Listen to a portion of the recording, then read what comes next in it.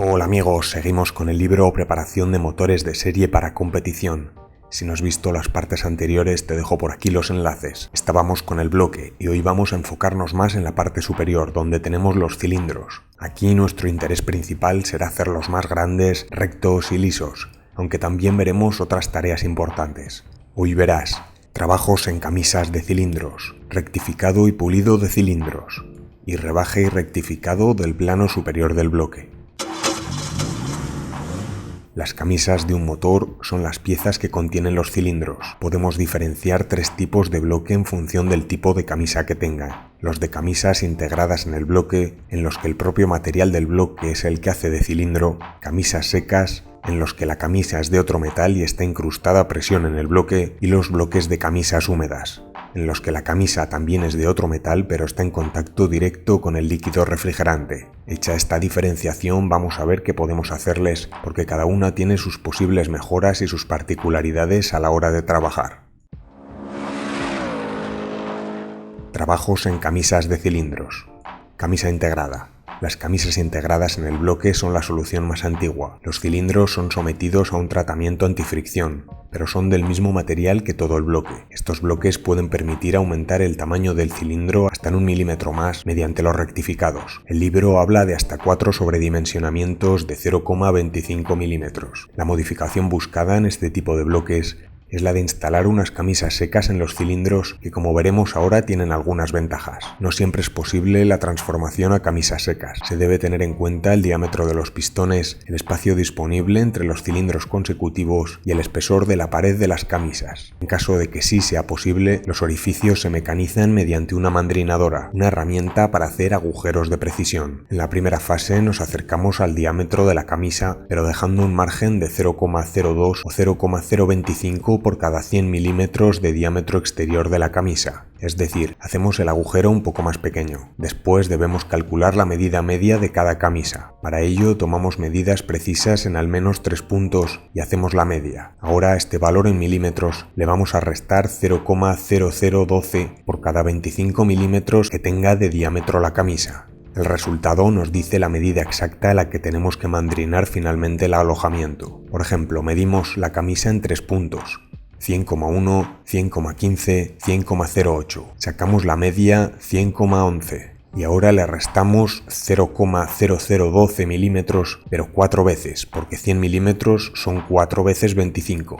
Y nos da este valor. Restándoselo a la medida media, obtendríamos la medida del orificio que queremos hacer. Intentaremos siempre trabajar con la mayor precisión que permita la máquina. Camisa seca. Los cilindros de camisas secas están incrustados en el bloque pero son de otro material, así que los fabricantes pueden elegir metales más baratos o más ligeros para el bloque y seguir contando con buen acero en los cilindros. Además, cuando ya no es posible el rectificado, se pueden sustituir las camisas y seguir aprovechando el bloque. Se necesita una prensa para el desmontaje y montaje. En el desmontaje pueden hacer falta hasta 60 toneladas de presión, mientras que para el montaje bastarán de 4 a 6 dependiendo del tamaño de la camisa. El montaje se realiza por tanto a presión y se debe asegurar un perfecto escuadre de las camisas desde el inicio. Para ello utilizamos aparatos de medición de precisión. Al introducir las camisas se recomienda el uso de líquido de frenos o un producto específico, que además de lubricar en el montaje tenga una acción oxidante que ayude a asegurar el cilindro en posición. Como el perfecto escuadre con respecto al cigüeñal es indispensable, se instala un falso cigüeñal que es simplemente una barra del mismo diámetro que los apoyos y se comprueban todos los escuadres señalados. En caso de estar bien, ya se pasaría a rectificar. Cuando se trabaja con motores en V, al tener bancadas en diferentes ángulos, el nivelado y el proceso de escuadrado es más laborioso. Para asegurar que las camisas no se desplazarán con el apriete de la culata, se fabrican unas piezas llamadas máscaras, que son simplemente un metal del tamaño de la culata con sus mismos orificios de apriete. Nos permite apretar los tornillos y hacer trabajos de rectificado desde la parte inferior. Así se anulan posibles roces que podrían generar desgaste y pérdidas de potencia al motor. Este trabajo también se realiza en las camisas húmedas que veremos después. Al instalar una camisa seca hay que tener especial cuidado con su longitud. Normalmente sobresaldrá una vez instalada unos 4 milímetros por arriba. Este reborde extra es para que la prensa pueda hacer presión sobre ella hasta el final y asegurar un perfecto asentamiento. Después se retira lo más gordo de este material con una lima fina y se procede al aplanado del bloque para dejar la superficie perfectamente enrasada con el bloque.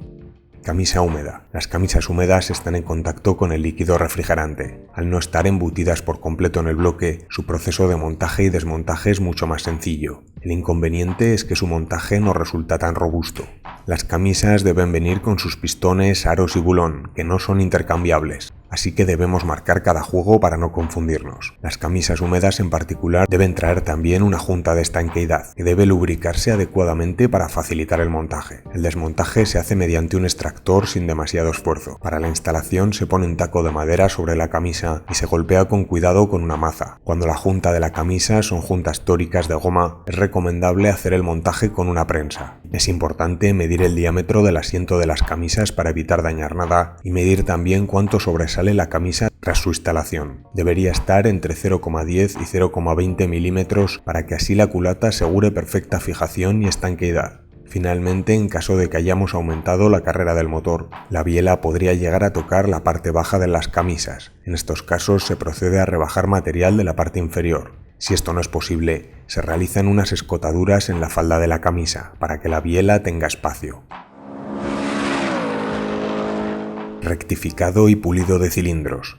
Tras el montaje de las camisas nos aseguramos de su escuadre y vamos a dejar las paredes del cilindro en condiciones de recibir al pistón. Las camisas húmedas podrían trabajarse fuera del motor, pero en el caso de las secas es inevitable proceder al rectificado con ellas montadas, ya que tras la instalación podrían sufrir ligeras deformaciones. El proceso de rectificado y pulido comienza con una medición exacta del diámetro del pistón y de la camisa. Si tras la medición concluimos que hay más de 0,20 o 0,25 milímetros de diferencia, se debe rebajar material al cilindro hasta esa medida. Desde ahí se debe emplear una rectificadora vertical de forma muy precisa. Las primeras pasadas se hacen utilizando piedras de lijado de dureza 150 a 180, tamaño J o K, hasta llegar a un diámetro inferior a 0,005 milímetros de la cota nominal. Después se pasa a un 220 de tamaño más pequeño, H o I, hasta llegar a la tolerancia final de acabado. En motores de competición, esta tolerancia suele ser de 0,04 milímetros por cada 100 milímetros de diámetro. Cada vez que hagamos unas pasadas, debemos revisar la medida mediante un comparador o un micrómetro de interiores. La operación final es el bruñido, que se realiza con una herramienta de mano. Se elige un bruñidor adecuado para el diámetro del cilindro y una velocidad de entre 300 y 800 revoluciones por minuto, lubricando con aceite mineral de un grado SAE entre 10 y 30. El bruñidor debe introducirse y sacarse girando. Las pasadas deben durar entre 20 y 40 segundos y se procura hacer movimientos lo más uniformes posibles para un buen acabado. Después se limpia cualquier resto y se procede a medir la holgura con el pistón mediante unas galgas de espesores. El ajuste es correcto cuando la galga entra y sale con un esfuerzo determinado. Esto se mide mediante un dinamómetro y la medida aconsejada son 150 gramos. Si es más, puedes repetir el pulido y si es menos, tiras el motor y empiezas otra vez.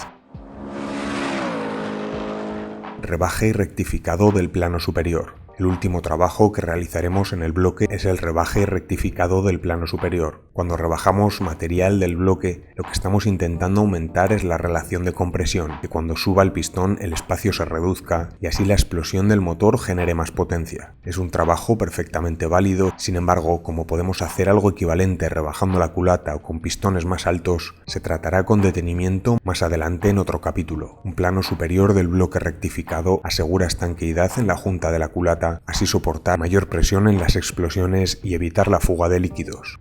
La culata también debe tener una superficie perfectamente lisa. Trataremos estos temas en profundidad en otro capítulo. En el siguiente nos centraremos en la lubricación y refrigeración del aceite, unos trabajos indispensables para un motor de alto rendimiento. Muchas gracias por la atención y un gran saludo.